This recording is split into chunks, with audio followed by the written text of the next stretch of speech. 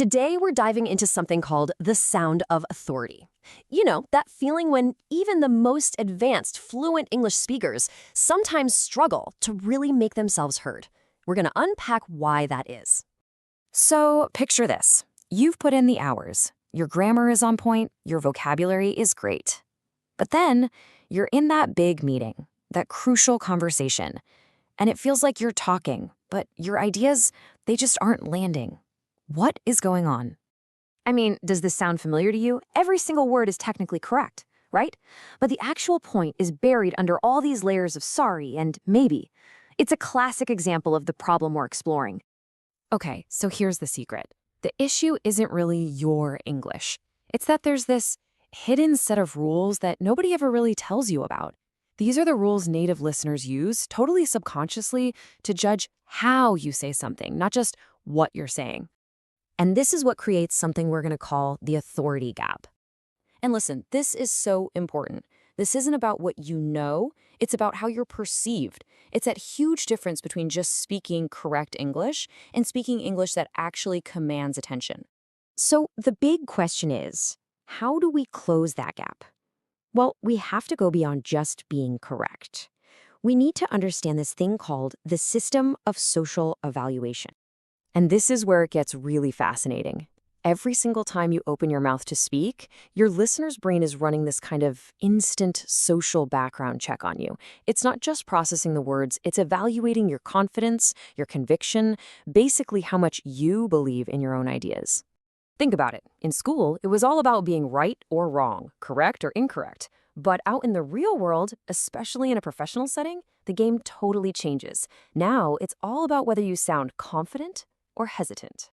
And get this entire process happens in a split second. You say something, their brain instantly compares it to those hidden social expectations, and boom, a judgment is formed about how authoritative you sound. Okay, so how does this whole thing work in practice? Let's break it down into 3 key mechanisms. First up, directness. Directness is pretty much what it sounds like. It's the distance between your words and your actual meaning. Are you taking a straight shot to your point, or are you taking the long, winding, scenic route? All that padding, all that softening, that's what makes you sound indirect. Just look at this example. Both of these are perfectly polite ways to ask for something, right? But that first one, it's just full of hesitation.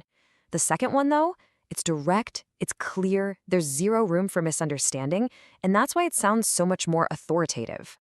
Yeah, that whole "I was just wondering if" phrase, that's a textbook example of indirectness. It's like you're framing a real request as just a random thought bubble. It almost sounds like you're not sure you even have the right to ask, which, of course, really dials down your perceived authority. All right, that brings us to our second mechanism, which is a close cousin to directness. Let's talk about certainty. Now, this one is huge.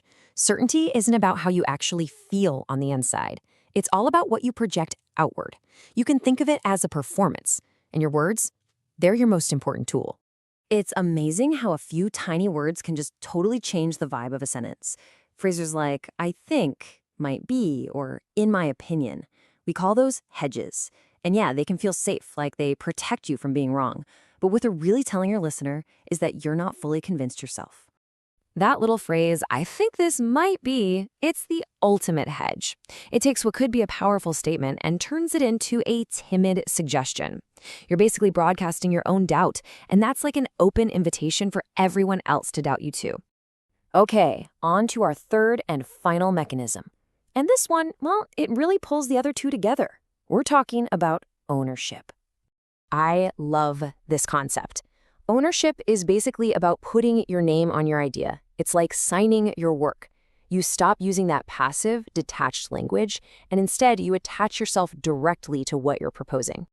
Here we go, a perfect side-by-side. When you say "it seems like," you're creating distance. The idea is just kind of floating in the air.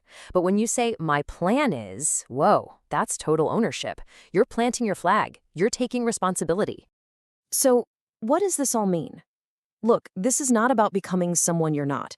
It's not about changing your personality. It's simply about understanding the linguistic tools you have. Every word is a tool with a specific job, and now you're learning how to choose the right one to get the job done. And that means the question we've all been trained to ask, is my English correct? It's just not the most important question anymore. If you only focus on being correct, you miss that whole hidden layer we've been talking about, that social evaluation piece. So the real game-changing question to ask yourself is this: am I being intentional with my words? Are you choosing to sound distant, or are you choosing to take ownership? Are you choosing to hedge, or are you choosing to assert? When you start making those choices consciously, that is the true sound of authority.